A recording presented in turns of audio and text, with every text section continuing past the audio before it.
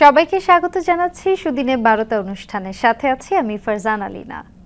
প্রচলিত অপ্রচলিত গণমাধ্যমে নানা নেতিবাচক খবরের ভিড়ে অগোচরে থেকে যায় এমন কিছু সংবাদ যা পারে আমাদের প্রেরণা জোগাতে, নতুন দিনের স্বপ্নে এগিয়ে নিতে।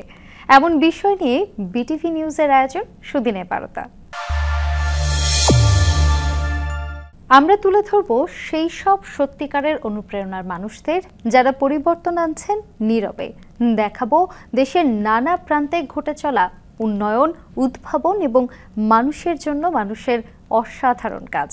আমাদের লক্ষ্য আশার আলো ছড়িয়ে দেয়া, তরুণদের স্বপ্ন দেখাতে অনুপ্রাণিত করা। চলুন একসাথে খুঁজে নিই সুদিনের 12টা। শুরুতে জেনে নেই আজ কি কি থাকছে আমাদের পর্বে। পতেঙ্গা ঢাকা ভূগর্ভস্থ পাইপলাইন চালু, বছরে জ্বালানি পরিবহনের সাশ্রয় হবে 300 কোটি টাকা। আমরা এখন আর শুধু ফল নয়, অর্থনীতির নতুন সম্ভাবনা। গাছ থেকে বাজার সবখানে এখন টক মিষ্টি আমরার জয়যাত্রা। বিশ্ববাজারে তৈরি পোশাকের নতুন কেন্দ্র বাংলাদেশ, নতুন ক্রেতাদের আগমনে পোশাক খাত জুড়ে আশার আলো। শেরপুরের গারো পাহাড়ে হাতির খাদ্য বাগান, স্বস্তি আসবে লোকালয়ে। প্রবাসী আয়ের নতুন রেকর্ড, মাসের প্রথম 16 দিনে এলো 15,000 কোটি টাকা। এছাড়াও আছে রাজশাহীর তানজিলা খালার ঝালমুড়ি বিক্রির গল্প, যিনি ঝালমুড়ি বিক্রি করে গড়েছেন সাফল্যের দৃষ্টান্ত।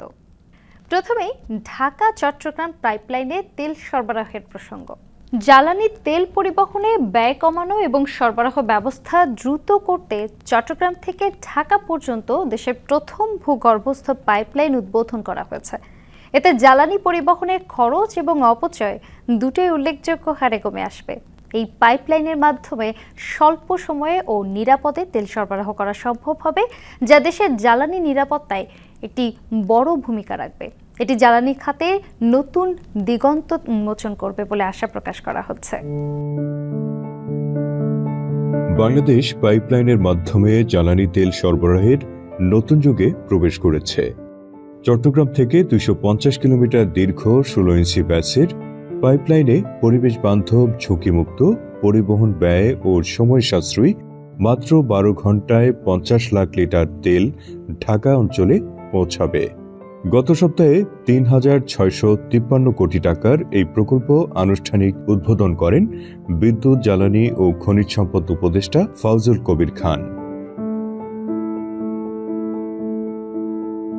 এই পাইপলাইনের মাধ্যমে ইতিমধ্যে একাধিক সফল পরীক্ষামূলক চালান সম্পন্ন হয়েছে বলে জানিয়েছে বাংলাদেশ পেট্রোলিয়াম কর্পোরেশন বিপিসি।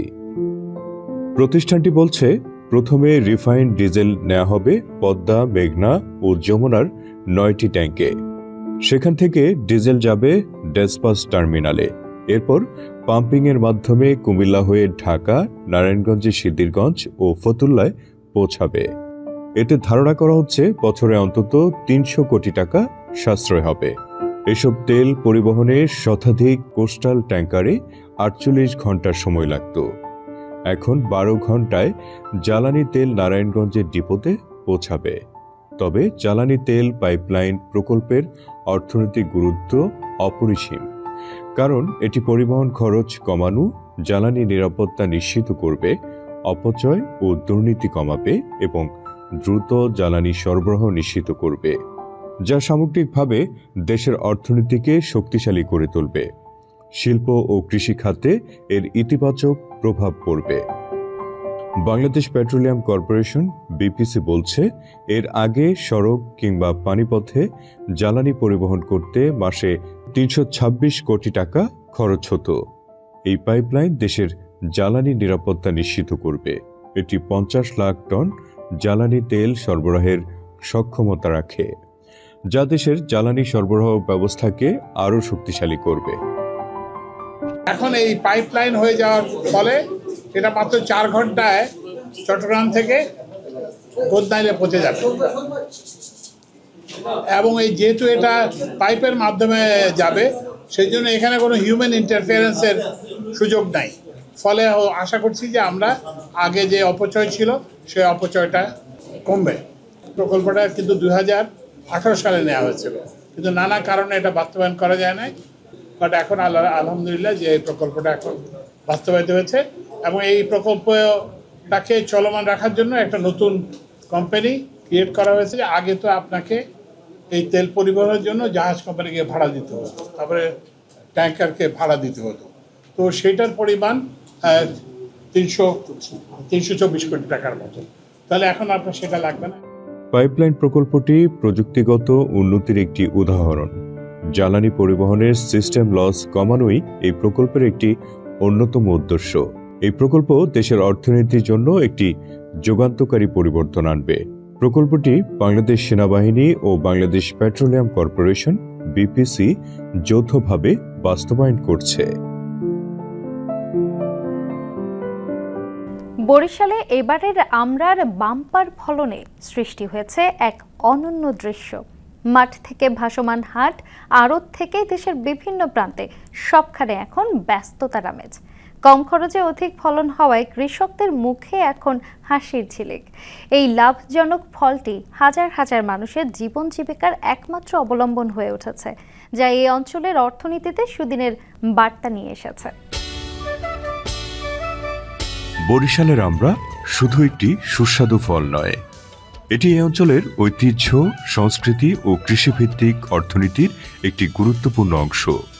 স্বতন্ত্র স্বাদ, পুষ্টিগুণ এবং বহুমুখী ব্যবহার বরিশালের আমড়াকে সারা দেশে পরিচিতি দিয়েছে। এরই স্বীকৃতিস্বরূপ বরিশালের আমড়া ৫৬তম জিআই পণ্য হিসেবে স্থান করে নিয়েছে।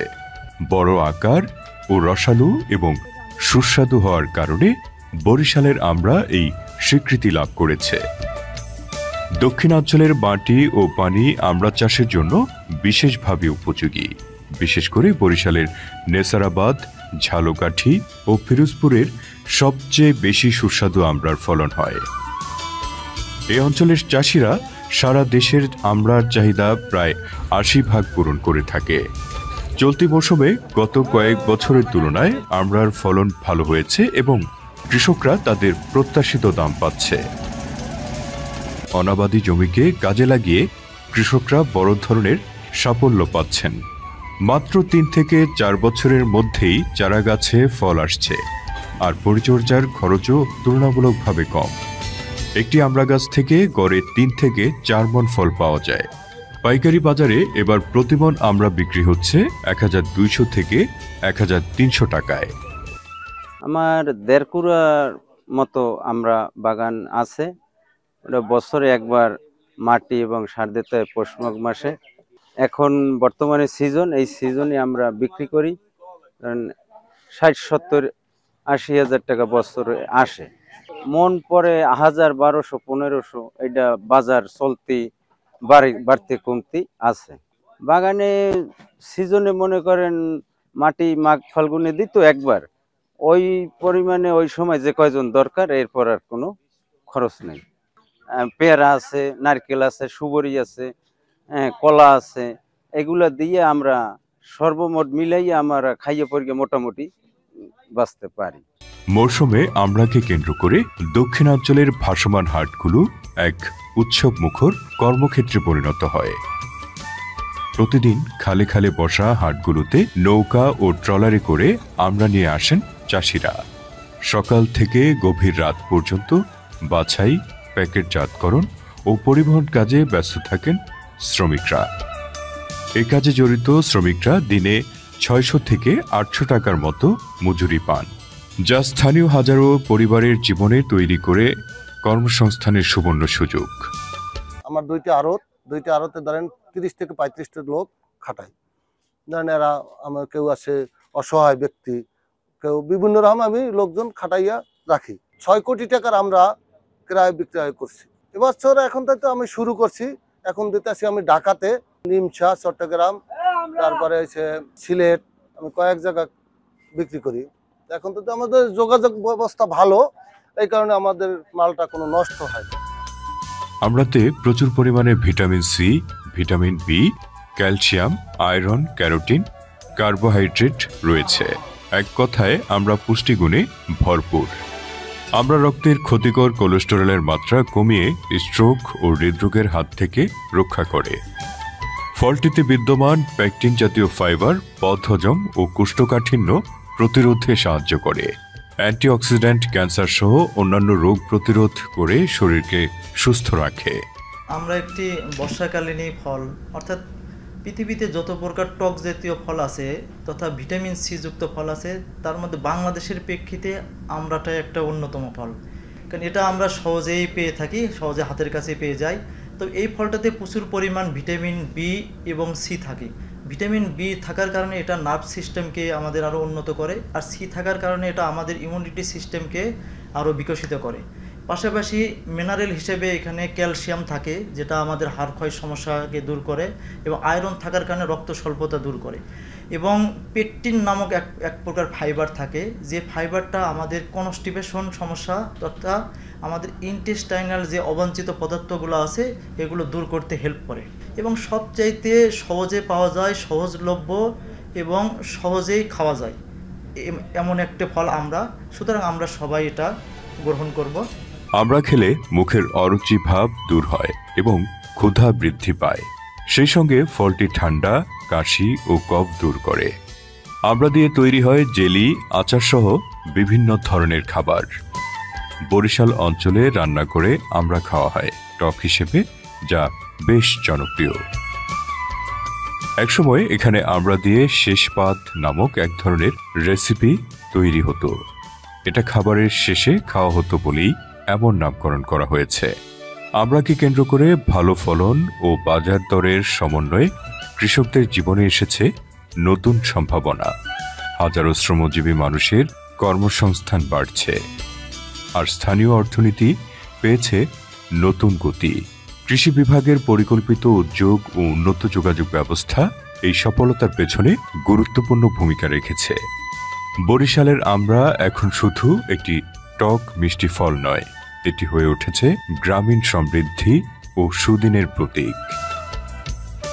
বৈশ্বিক ভূরাজনৈতিক এবং অর্থনৈতিক পরিবর্তনের কারণে বাংলাদেশের পোশাক শিল্পে এক নতুন সম্ভাবনার দুয়ার খুলেছে। চীনের শ্রমিক সংকট আর ভারতের উপর মার্কিন শুল্কের খড়গে বিদেশি ক্রেতারা এখন বাংলাদেশমুখী। জুন জুলাইয়ে গত 2 মাসে বাংলাদেশের তৈরি পোশাকের ক্রয়াদেশ বেড়েছে প্রায় 32%। জুলাই মাসে মোট রপ্তানি আয়ের প্রবৃদ্ধি ছিল 25%, যা থেকে বোঝা যায় এই খাতটা কতটা গতিশীল। সম্প্রতি চীনের পোশাক কারখানায় শ্রমিক সংকট দেখা দিয়েছে এবং একই সময়ে যুক্তরাষ্ট্র চীনের পণ্যের উপর নতুন করে শুল্ক আরোপ করেছে। অন্যদিকে ভারতের উপরও মার্কিন শুল্কের খড়গ পড়েছে। এই দুটি বড় কারণ আন্তর্জাতিক ক্রেতাদের নতুন বাজার খুঁজতে বাধ্য করেছে এবং তাদের প্রথম পছন্দ এখন বাংলাদেশ। শুধু পোশাকই নয়, চীন ও ভারত থেকে আগে যুক্তরাষ্ট্রে রপ্তানি হতো এমন সব পণ্যের ক্রেতারাও এখন বাংলাদেশে আসছেন। যদিও তৈরি পোশাক খাতে সুদিনের বার্তা এসেছে, তবে কিছু চ্যালেঞ্জও রয়েছে। উদ্যোক্তারা বলছেন বিদ্যুৎ ও জ্বালানি সংকট এবং বন্দরের সক্ষমতা বৃদ্ধি করা জরুরি। পাশাপাশি ব্যাংকিং খাতে তারল্য সংকট এবং ঋণের উচ্চ সুদ হারও শিল্প উৎপাদন ও বিনিয়োগে বাধা সৃষ্টি করছে। বিশেষজ্ঞরা পরামর্শ দিয়েছেন বাড়তি ক্রয়াদেশ নেওয়ার ক্ষেত্রে উদ্যোক্তাদের সতর্ক থাকতে হবে। কোনো অবস্থাতেই মূল্য ছাড়ে পণ্য বিক্রি করা যাবে না, কারণ এতে ক্রেতারা ভবিষ্যতে সঠিক মূল্য দিতে চাইবে না। একসময় শেরপুরের গারো পাহাড়ের গ্রামগুলোতে বন্য হাতির উপদ্রব ছিল নিত্যদিনের ঘটনা। খাবারের খোঁজে হাতি লোকালয়ে নেমে আসতো, যার ফলে ফসল নষ্ট হতো এবং প্রাণহানির ঘটনাও ঘটত। তবে সেই দিন এখন অনেকটাই অতীত। শেরপুরে বন বিভাগ এক ব্যতিক্রমী উদ্যোগের মাধ্যমে পাহাড়ে গড়ে তোলা হচ্ছে বন্যপ্রাণীর জন্য বিশেষ খাদ্য বাগান। এই উদ্যোগে শুধু হাতি মানুষের দ্বন্দ্বই কমছে না, বরং স্থানীয় মানুষের জীবনেও স্বস্তি নিয়ে আসছে। শেরপুরের শ্রীবরদী, ঝিনাইগাতি ও নালিতাবাড়ি উপজেলার সীমান্ত জুড়ে বন্যহাতির অবাধ বিচরণ। বিশেষ করে শ্রীবরদীর রাজার পাহাড়ে হাতির অবস্থান সবচেয়ে বেশি। বন বিভাগ 2024-25 অর্থ বছরে এই পাহাড়ের 40 হেক্টর জমিতে হাতিসহ অন্যান্য বন্যপ্রাণীর খাদ্য নিশ্চিত করতে এই বিশেষ বাগান গড়ে তুলেছে। এখানে প্রায় 60 প্রজাতির ফলজ ও বনজ গাছের চারা রোপণ করা হয়েছে, যার মধ্যে রয়েছে চাপালিশ, বট, পাকুড়, জলপাই, কাজু বাদাম, কাঁঠাল, বহেরা এবং আমলকি। এই প্রকল্পে শুধু হাতি নয়, বরং বানর, মায়াহরিণ, কাঠবিড়ালি এবং অন্যান্য প্রাণীর খাদ্যাভ্যাসও মাথায় রাখা হয়েছে। এই বাগান একটি পূর্ণাঙ্গ ইকোসিস্টেম তৈরি করবে, যেখানে মাটির মাইক্রো অর্গানিজম থেকে শুরু করে সব ধরনের বন্যপ্রাণীর খাদ্য চাহিদা পূরণ হবে। এতে তাদের লোকালয়ে নেমে আসার প্রবণতা অনেকাংশে কমে যাবে। কেবল বন্যপ্রাণীরাই লাভবান হচ্ছে না, বরং স্থানীয় জনগোষ্ঠীর জীবনেও এসেছে ইতিবাচক পরিবর্তন। রাজার পাহাড়ের আশপাশের বাসিন্দারা জানান, নতুন এই বাগান তৈরি হয় হাতির উপদ্রব উল্লেখযোগ্য হারে কমেছে। পাশাপাশি এই প্রকল্পের মাধ্যমে স্থানীয় মানুষের জন্য কর্মসংস্থানেরও সুযোগ তৈরি হয়েছে। চলতি মাসের প্রথম 16 দিনে প্রবাসীরা রেমিটেন্স পাঠিয়েছেন 126 কোটি মার্কিন ডলার, যা প্রায় 15,420 কোটি টাকার সমান, যা দেশের বৈদেশিক মুদ্রার রিজার্ভের জন্য একটি স্বস্তিদায়ক খবর। এই ধারা অব্যাহত থাকলে চলতি মাস শেষে মোট রেমিটেন্স $2.5 বিলিয়ন ছাড়িয়ে যেতে পারে। হুন্ডি বন্ধে সরকারের নেয়া বিভিন্ন পদক্ষেপ প্রবাসীদের জন্য আর্থিক প্রণোদনা এবং ব্যাংকিং চ্যানেলের মাধ্যমে রেমিটেন্স পাঠানোর প্রক্রিয়া সহজ করার কারণে এই ধারাবাহিক প্রবৃদ্ধি সম্ভব হয়েছে। গত অর্থবছরে মোট রেমিটেন্স এসেছিল 30.33 বিলিয়ন মার্কিন ডলার, যা তার আগের অর্থবছরের তুলনায় প্রায় 27% বেশি। এটি ছিল বাংলাদেশের ইতিহাসে এক অর্থবছরের সর্বোচ্চ রেমিটেন্স প্রবাহ। প্রবাসী আয়ের এই শক্তিশালী প্রবৃদ্ধি দেশের অর্থনীতিতে স্থিতিশীলতা আনতে এবং ডলারের সরবরাহ স্বাভাবিক রাখতে গুরুত্বপূর্ণ ভূমিকা পালন করছে। এর আগের মাসে প্রবাসীরা 248 কোটি মার্কিন ডলার বা প্রায় 30,230 কোটি টাকা রেমিটেন্স পাঠিয়েছিলেন। এবারে সুদিনের কারিগর পর্ব। রাজশাহীর মুক্তমঞ্চের সামনে এখন প্রতিদিন জমে উঠছে এক অন্যরকম উৎসব। এই উৎসবের কেন্দ্রবিন্দুতে রয়েছে একটি ছোট্ট ঝালমুড়ির দোকান, তানজিলা খালার স্মার্ট মজার ঝালমুড়ি। তানজিলা খালার হাতের বানানো ঝালমুড়ির স্বাদে মুগ্ধ হয়ে প্রতিদিন শত শত মানুষ তার দোকানের সামনে ভিড় করছে। এর মাধ্যমে তানজিলা খালা শুধু তার সংগ্রামী জীবনকে সামনে এগিয়ে নিয়ে যাচ্ছেন না, বরং নিজের সন্তানদের পড়াশোনা এবং পরিবারের চাহিদাও মেটাচ্ছেন। এভাবেই তিনি ব্যবসার মধ্যে সুদিনের বারতা খুঁজেছেন, নিজের মতো করে গড়ে তুলেছেন সাফল্যের সংজ্ঞা। আসেন মামারা, খালারা, আপুরা, ভাইয়ারা আসেন, সেই স্বাদ আসেন, স্মার্ট ভাইরাল ঝালমুড়ি আসেন। তানজিলা খালার হাতের বানানো ঝালমুড়ির স্বাদে মুগ্ধ হয়ে প্রতিদিন শত শত মানুষ তার দোকানে ভিড় করছে। এই ভিড়ের কারণে তার প্রতিদিন 1000 টাকার বেশি ঝালমুড়ি বিক্রি হচ্ছে। এতে করে তানজিলার শুধু তার সংগ্রামী জীবনকে সামনে এগিয়ে নিয়ে যাচ্ছেন না, বরং নিজের সন্তানদের পড়াশোনা ও পরিবারের চাহিদা মেটাচ্ছেন। তিনি ব্যবসার মধ্যে সুদিনের বারতা খুঁজেছেন। আপনি রাজশাহীতে আসবেন না তানজালি খালার ঝালমুড়ি খাবেন না এমন তো না। ইনার ঝালমুড়ি অনেক অনেক টেস্ট, স্বাদ এবং খুব পরিষ্কার পরিচ্ছন্নতা বানায়, এবং তেল যেটা আছে সেটা সরিষার তেল ব্যবহার করে, এবং অনেক স্বাদ এই ঝালমুড়ির, অনেক স্বাদ। আপনি আসলে না খেলে বুঝতে পারবেন না এই ঝালমুড়ির একটা আলাদা স্বাদ আছে। এটা রাজশাহীতে আপনি কোথাও পাবেন না, এটা একমাত্র মুক্তমঞ্চে তানজিলা খালার কাছেই পাবেন। ইনার ঝালমুড়ি অনেক টেস্ট। তানজিলা খালা ম্যাডাম আসেন, নিজের মতো করে গড়ে তুলেছেন সাফল্যের সংজ্ঞা। তিনি খুঁজেছেন সেই বারতা যেখানে উদ্যোগ আর ব্যবসার ভেতর লুকিয়ে থাকে সুদিনের সম্ভাবনা। 2020 সাল থেকে ছাত্রছাত্রীদের আগে রান্না করতাম। যখন করোনা হয় তখন ছাত্রছাত্রীরা চলে গেল করোনার ভিতরে, তখন আমি কি করব,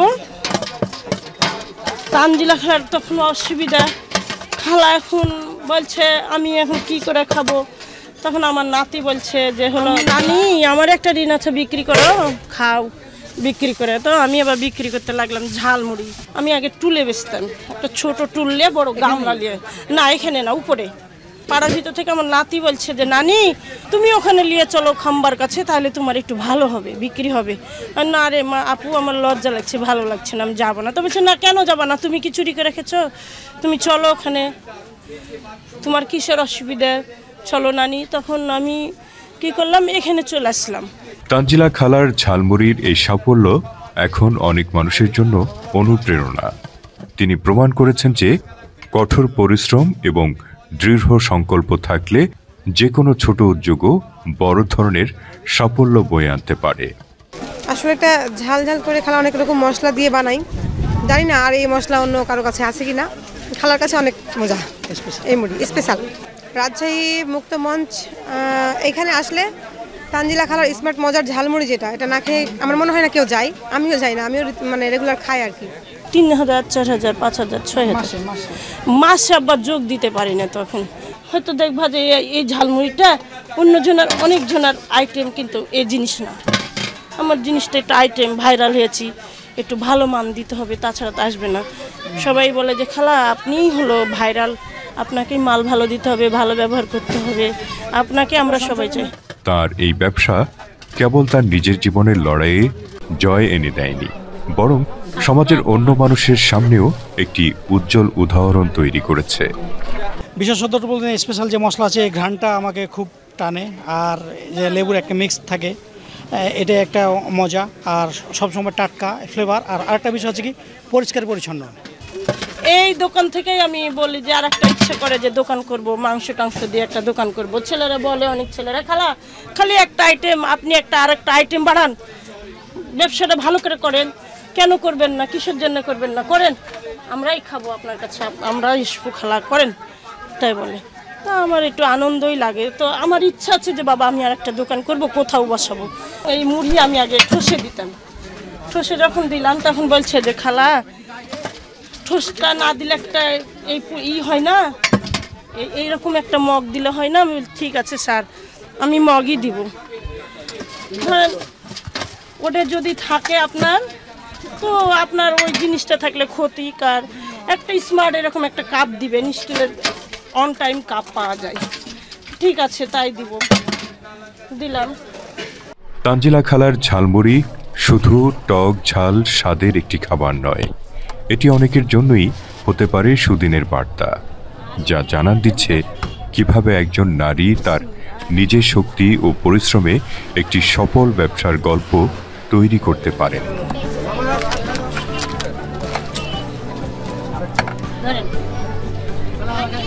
দর্শক, আজ এই পর্যন্তই। আবারও দেখা হবে আগামী সপ্তাহে একই দিনে একই সময়ে। সে পর্যন্ত বিটিভি নিউজের সঙ্গেই থাকুন। আল্লাহ হাফেজ।